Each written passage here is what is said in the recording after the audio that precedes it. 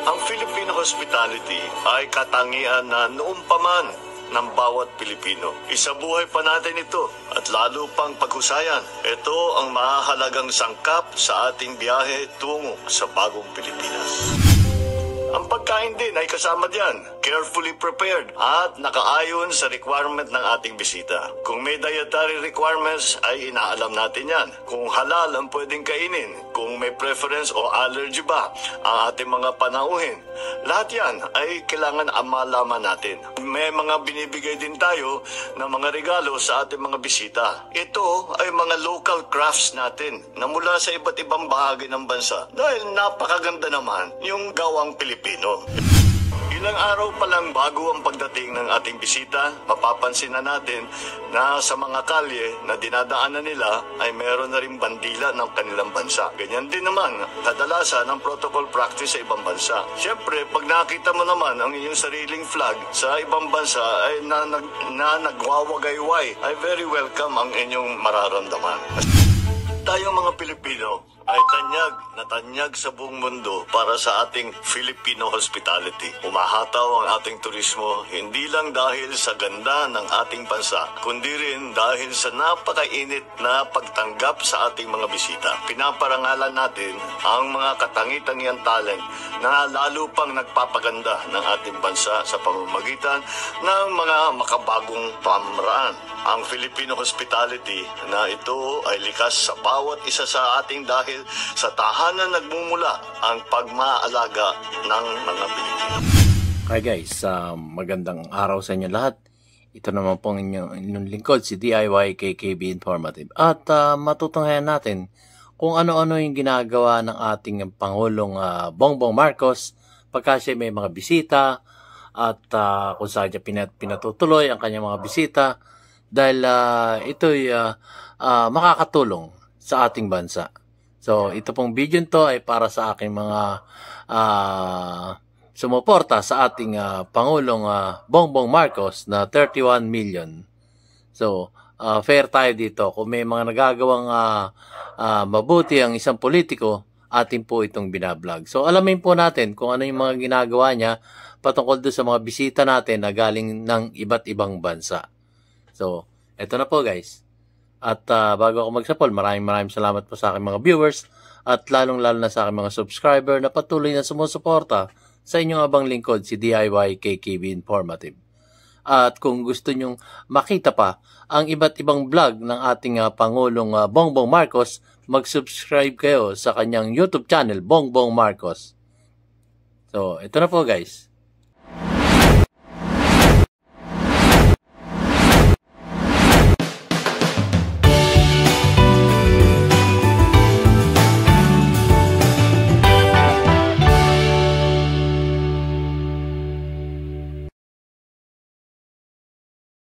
Tayong mga Pilipino ay tanyag sa buong mundo para sa ating Filipino hospitality. Umahataw ang ating turismo hindi lang dahil sa ganda ng ating bansa, kundi rin dahil sa napakainit na pagtanggap sa ating mga bisita. Pinaparangalan natin ang mga katangi-tangiang talent na lalo pang nagpapaganda ng ating bansa sa pamamagitan ng mga makabagong pamaraan.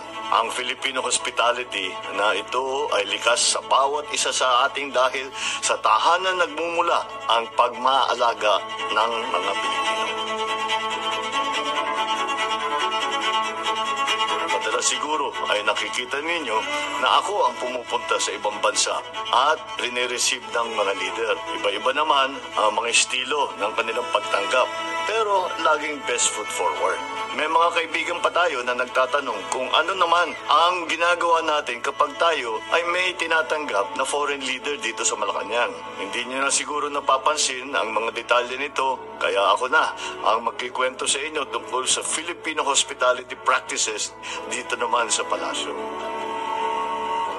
Ilang araw pa lang bago ang pagdating ng ating bisita, mapapansin na natin na sa mga kalye na dinadaanan nila ay meron na rin bandila ng kanilang bansa. Ganyan din naman, kadalasan ang protocol practice sa ibang bansa. Siyempre, pag nakita mo naman ang iyong sariling flag sa ibang bansa ay na nagwawagayway, ay very welcome ang inyong mararamdaman. Kasama na yon kalinisan sa lansangan at ang mga touch-up ng pintura sa physical preparation. Pero bukod dito ay pinapersonalize natin ang pagtanggap natin dahil naman espesyal ang bawat isang bisita. Mula sa musika na maririnig nila, personalized. Kung papasok ng palasyo ay may bandang kawayan na bumubungad sa kanila. Siyempre, interesado sila sa music instrument na yon. Pero ang nakakatuwa ay tinutugtog ng ating mga musiko yung kanilang mga folk song ng ating mga bisita. Yung effort na yun, naaralin mo ang pyesa ng music dahil malaking bagay sa kanila. May ginagawa rin tayo nun sa pagtanggap sa Malaysia, kumuha tayo ng Malaysian song. Trinanslate natin sa Tagalog at English at yun ang ginawa nating fireworks music. Bilib na bilib sila dahil effort nating gawin yun. Ang entertainment naman sa ating mga gala dinner ay pagkakataon nating ipakita at ipagmalaki ang ating napakayaman na kultura. Ang pagkain din ay kasama diyan, carefully prepared at nakaayon sa requirement ng ating bisita. Kung may dietary requirements ay inaalam natin yan. Kung halal ang pwedeng kainin, kung may preference o allergy ba ang ating mga panauhin. Lahat yan ay kailangan malaman natin. May mga binibigay din tayo na mga regalo sa ating mga bisita. Ito ay mga local crafts natin na mula sa iba't ibang bahagi ng bansa. Dahil napakaganda naman yung gawang Pilipino. Ito ay hinahanap talaga ng ating team at hindi lang ito yung basta-bastang mabibili sa mga mall. Love local talaga at importanteng mabida natin ang gawa ng mga MSMEs.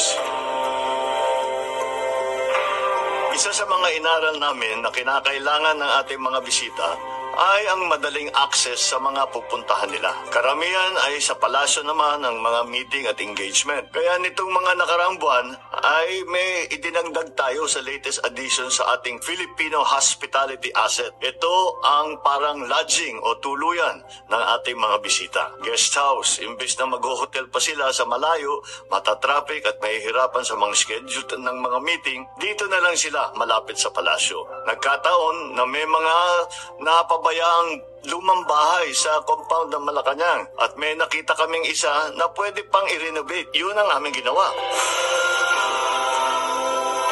Siyempre, ang lahat ng yan ay pinagtutulungan ng ating team sa Office of the President, ang Social Secretary, at of course, ang ating may bahay na si Lisa.